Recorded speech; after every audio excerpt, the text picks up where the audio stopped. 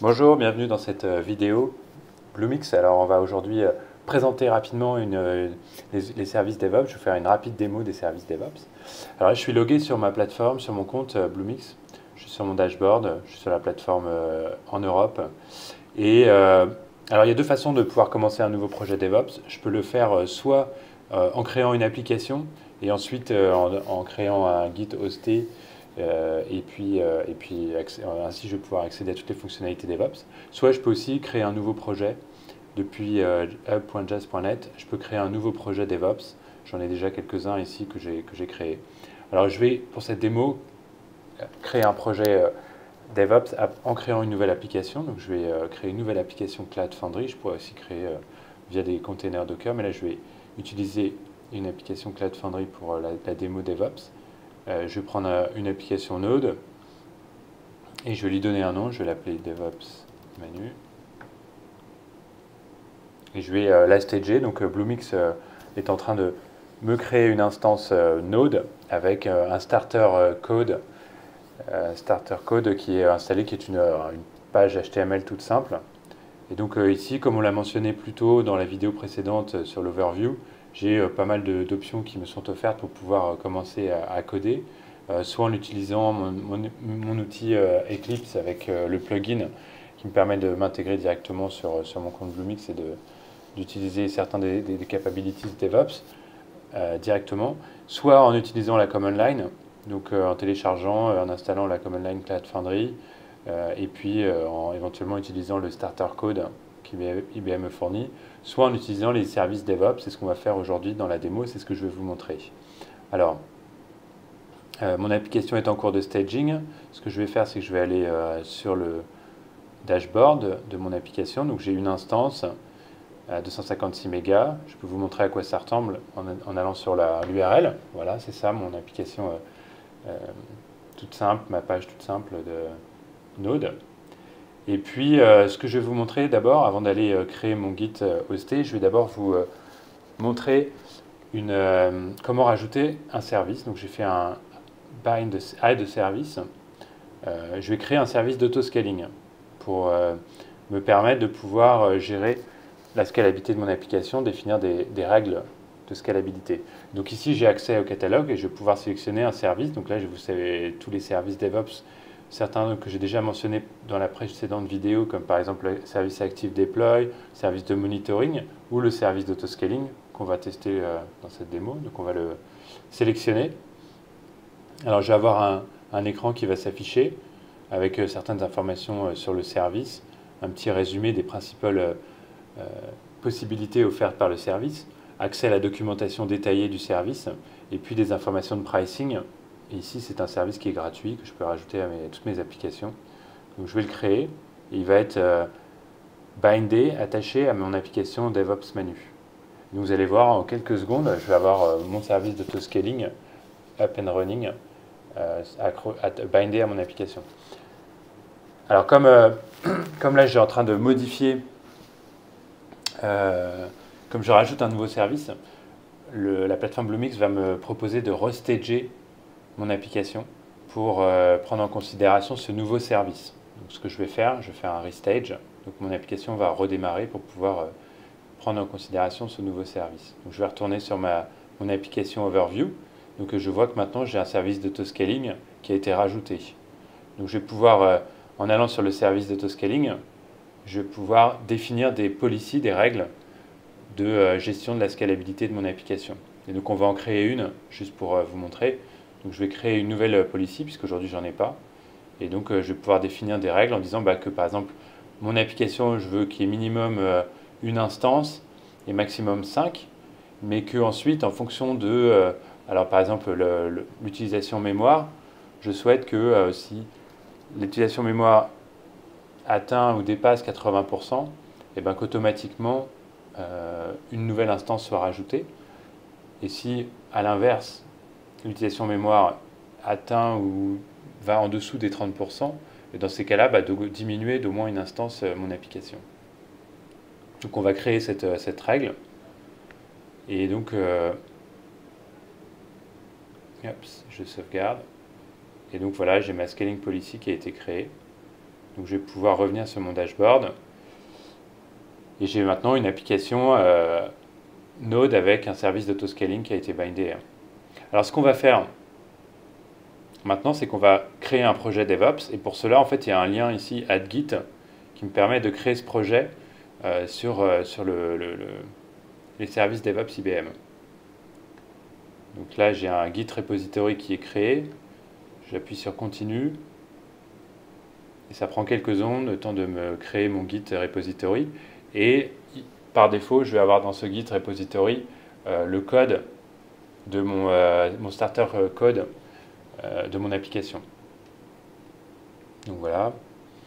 Alors grâce à Git Host Repository, je vais pouvoir utiliser mon Git client en local pour pouvoir faire des commits et des push sur mon code si je voulais travailler en local. Là, ce qu'on va faire maintenant, c'est qu'on va accéder à cette Git URL que je récupère maintenant. Donc, je vais pouvoir cliquer dessus et je vais être redirigé vers mon projet DevOps Menu avec les différents fichiers de mon application, de mon starter kit applicatif. Alors, ce que je vais commencer par faire, c'est, comme on est plusieurs à travailler sur ce projet, je vais inviter les autres membres du projet. Et donc, j'ai Julien Barache qui va me rejoindre sur ce projet. Voilà, et donc, hop, je vais le rajouter, l'inviter. Donc, il va recevoir une invitation par son mail, qui va pouvoir accepter. Donc voilà, là j'ai le source code. Alors on retrouve les blocs fonctionnels que j'ai mentionnés dans l'overview de la vidéo précédente, où je peux éditer le code, donc mon éditeur en ligne avec toutes les fonctionnalités que j'ai introduites tout à l'heure, les outils de tracking et de planning, et puis le pipeline. Alors commençons par aller voir notre éditeur de code en ligne. Donc je vais ici avoir accès à un outil qui me permet d'éditer mon code et donc de commencer à coder dès maintenant. Donc voilà, donc je peux aller par exemple sur ma page HTML, mon code HTML, et modifier ici mon code en ligne. Alors imaginons qu'on soit plusieurs à travailler sur le projet. On a un espace de test, éventuellement un espace de production, et puis je veux éventuellement pouvoir travailler localement et modifier, faire mes modifications et pouvoir constater ces modifications sur mon propre déploiement. Donc je vais pouvoir me créer une configuration en disant voilà, je veux pas les modifications, je veux pas qu'elles soient faites sur le DevOps menu, mais je veux pouvoir les déployer sur ma propre configuration en définissant ici un host, un domaine et une organisation, un espace dans lequel je veux déployer. Donc voilà, je voulais juste vous montrer ça. Autre chose, je vais pouvoir travailler en mode live edit. Donc si j'active ce mode, en fait, je vais restager l'application pour pouvoir considérer cette demande de pouvoir travailler en live edit. Ça veut dire qu'à chaque fois que je vais modifier mon code, je vais pouvoir automatiquement et immédiatement pouvoir voir les modifications sur ma plateforme. Donc vous voyez ici, c'est en cours de déploiement, de redéploiement. Et dans quelques secondes, je vais pouvoir vous montrer qu'en faisant un update sur ma page HTML, je peux tout de suite tester et voir les changements que je viens de réaliser. Pendant que c'est en train de redéployer, je voudrais juste vous montrer aussi un lien sur la documentation Bluemix. Donc quand je suis sur mon dashboard ici, j'ai la possibilité de sélectionner documentation et je suis redirigé vers ce lien où j'ai toute la documentation concernant Bluemix, et entre autres, il y a un chapitre DevOps où je vais avoir toutes les informations sur les différents modules, comment créer un projet, comment éditer son code, le source control management DevOps fourni par IBM, et puis toute la gestion du pipeline. Et puis j'ai accès à des tutoriaux, des vidéos, pas mal de ressources. Donc évidemment, je vous invite très fortement à consulter cette documentation. Donc voilà, je voulais juste vous partager ça. Alors, est-ce que c'est toujours en cours de déploiement, donc on va attendre encore un peu. Voilà, je pense que c'est bientôt déployé. Voilà, donc ça a été redéployé. Et donc là maintenant, si je vais sur le titre par exemple, je vais pouvoir le modifier. Donc on va mettre live edit test. Et donc on va pouvoir le modifier ici et ensuite aller sur l'application DevOps menu mybluemix.net. Alors en fait, je me suis trompé dans l'URL, c'est eu-gb.mybluemix.net puisqu'on est sur la plateforme au Data Center Europe. Et donc ici, je vois que j'ai pu modifier mon texte, mon code et pouvoir tester immédiatement. Donc c'est une fonctionnalité qui est très très utile. Euh, alors autre chose que je voudrais vous montrer, c'est l'aspect tracking et planning du projet. Et donc pour ça, il va falloir qu'on active la fonctionnalité de tracking et planning. Et donc on va aller dans les settings de mon projet ici, sur la petite configuration, la petite roue. Et je vais pouvoir aller dans mes options, activer Enable Track and Plan et sauvegarder.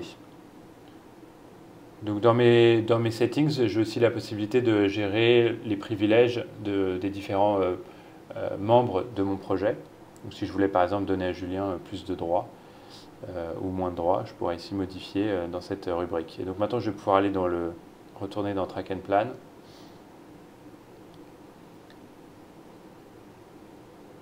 Et donc j'ai ici accès à toutes mes fonctionnalités de gestion de projet, de gestion de mes sprints. Donc je vais pouvoir ici, vous voyez, dans Sprint Planning, rajouter des nouvelles tâches. Donc on va dire par exemple Update the title of the home page. Voilà, et donc j'ai créé une nouvelle tâche. Je vais en créer une autre, on va dire Change the background color. Color of home page to red. Donc voilà, je vais créer ces deux tâches. Alors une fois que j'ai créé ces tâches, je vais pouvoir aussi créer des releases. Donc je vais créer, allez, on va créer 3 releases avec une semaine d'intervalle entre chacune des releases. Donc je vais pouvoir créer ces 3 releases. J'ai besoin de faire un refresh de ma page pour les voir ajouter. Donc vous voyez, j'ai maintenant mes 3 releases qui ont été créées. Et je vais pouvoir faire un drag and drop de mes tâches sur mes sprints. Donc je vais ici par exemple aussi pouvoir assigner la tâche à quelqu'un. Donc alors Julien n'a pas accepté mon invitation, donc je vais l'assigner à moi-même. Je vais pouvoir modifier le statut. Par exemple, allez, on va dire qu'on a commencé à travailler dessus. Je vais pouvoir lui donner une priorité plus ou moins importante. Je vais pouvoir créer des sous-tâches liées à cette tâche. Et puis, en sélectionnant, en fait, tout simplement, je vais pouvoir aussi rajouter beaucoup plus d'informations, de descriptions sur cette tâche et des commentaires entre les différentes discussions entre les différents membres du projet qui ont accès à cette planification. Donc, il y a beaucoup plus de fonctionnalités avec il y a aussi toute la partie gestion des defects, etc. Mais je vais assez vite, je veux juste vous donner une overview globale des possibilités que vous pouvez avoir avec DevOps. Donc voilà, alors maintenant si je retourne sur l'édition de mon code, alors je vous souvenez, j'avais fait une édition du titre, donc on va dire que maintenant que mon titre est édité, je souhaite faire un push, de faire un commit et un push sur mon code, donc je vais pouvoir aller ici sur mon Git repository et faire un push en rentrant, alors je vais dire, alors si je rentre le task ID directement dans mon commit, la plateforme va automatiquement faire un lien avec la tâche qui était rentrée sur le sprint. Alors je vais vous montrer exactement pour que vous compreniez bien. Ici j'ai un task ID qui est le 16329. Et donc, une fois que je vais faire mon commit, je vais pouvoir dire task 13 000, alors je me souviens déjà plus, 16 329, 16 329, title update. Donc si je fais mon commit, en fait, je vais avoir un lien qui va être automatiquement fait avec cette tâche. Donc, maintenant que j'ai fait mon commit, je vais pouvoir faire mon push. Et donc mon code va être poussé et modifié automatiquement redéployé sur la plateforme Bluemix. Et si je vous remontre sur le track and plan et que je retourne sur ma tâche, je vais pouvoir observer qu'en fait on va avoir un lien qui va avoir été créé avec ce push que que je viens de faire, voilà, exactement ici. Title Update, et je vais pouvoir sélectionner pour avoir plus d'informations sur les modifications qui ont été faites sur le code lors de ce push. Je vais pouvoir aller sur les fichiers qui ont été modifiés, voilà, et la modification qui a été faite. J'ai modifié le titre.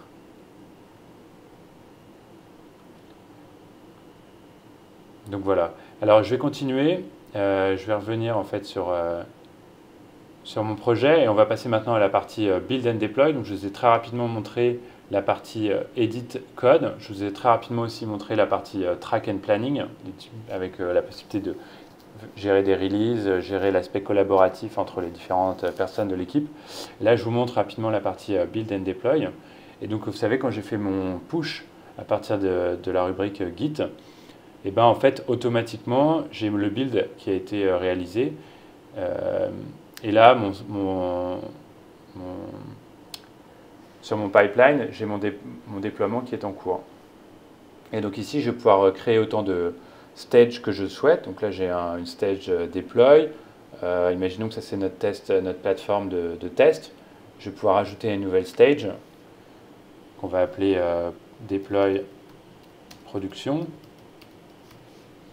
Et puis ici, je vais pouvoir définir, alors par exemple, je vais pouvoir définir si ma tâche, mon déploiement, je souhaite qu'il soit fait de façon automatique ou si je souhaite l'initier de façon manuelle. Donc comme c'est une production, je préférerais le faire de façon manuelle, de pouvoir initier le déploiement de façon manuelle. Ensuite, on va rajouter un nouveau job qui va être un déploiement. Et donc ça va être un déploiement Cloud Foundry sur notre plateforme UK. Et on va pouvoir alors lui donner un nom, on pourrait l'appeler différemment. On va garder le même nom, on va l'appeler aussi DevOps Manu. Et par contre, on va lui donner, on va pouvoir modifier le script de déploiement. On va faire tout simple, on va déployer avec un host différent. Donc on va l'appeler DevOps Manu 1, 2, 3. Et donc je vais pouvoir sauvegarder. Et donc je vais rajouter ainsi un nouvel stage que je vais pouvoir initialiser manuellement. Et donc ici, si je veux déployer ma production, une fois que mes développements sont faits, testés et vérifiés, je vais pouvoir déployer. Et ensuite, voilà, en quelques secondes, ça va être déployé. Je voudrais juste vous montrer, en fait, vous pouvez aussi accéder au log. Donc je vais pouvoir ici, vous voyez, accéder au log. Voilà, donc j'ai vu qu'une fois que j'avais fait mon push, j'ai mon code qui a été modifié sur le Cloud Foundry. Il y a différentes dépendances de mon application qui ont été installées, les différents modules Node, et puis l'application qui a démarré avec une instance. Donc voilà, donc c'était une rapide démonstration des outils DevOps qui sont disponibles sur Bluemix. Il y a beaucoup de choses à dire, il y a beaucoup de fonctionnalités.